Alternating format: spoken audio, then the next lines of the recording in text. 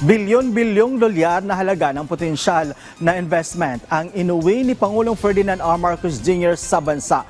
Bunga yan ng dialogo at mga kasunduan na nagpagtibay sa kanyang state visit sa India. Ang kanyang mga naging aktibidad, balikan natin sa detalye ni Clazel Pardilla. Tagumpay para sa bansa ang pasalubong ni Pangulong Ferdinand R. Marcos Jr. matapos ang 5 araw na state visit sa India. Ito ang higit 5 bilyong dolyar na halaga ng potensyal na investment, mga kasunduan at mga bagong strategic partnership. Paano nga ba ito nakalap ng Pangulo?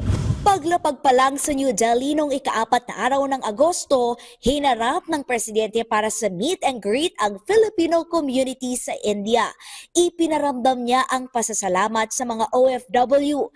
Iginiit ng presidente ang pagprotekta at pagbibigay ng benepisyo sa kanila. Kinabukasan, full ceremonial welcome ang ibinigay ni Prime Minister Narendra Modi at President Draupadi Murmu kay Pangulong Marcos.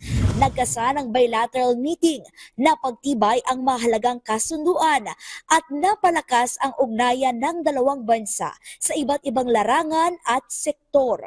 These were on judicial matters, space, science and technology, defense and security, culture and tourism. I am pleased to be able to say that Prime Minister Modi and I had a real meeting of the minds. Inanunsyo ang pag-i-issue ng libreng e-visa sa mga Pinoy tourist, kapalit ng visa-free entry ng mga Indian visitor.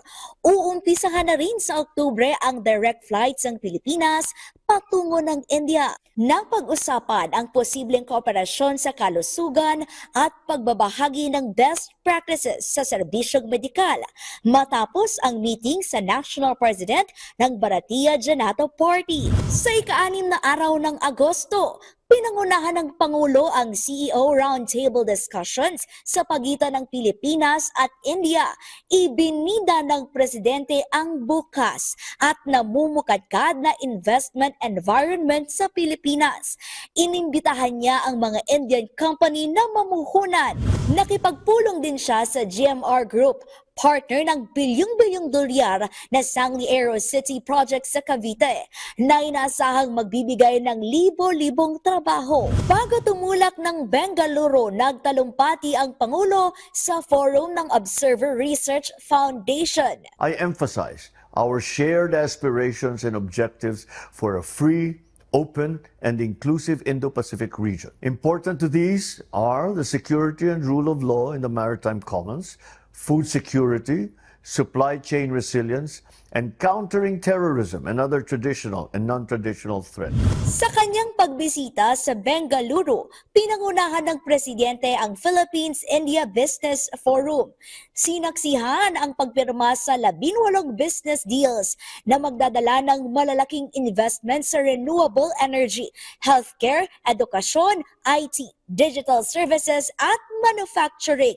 Nakipagpulong din siya sa mga opisyal ng malalaking kumpanya sa India para isulong ang digital transformation, healthcare at sustainable growth. We secured a total of 18 business agreements comprising real investments of $446 million and generated interest for a potential of up to $5.8 billion.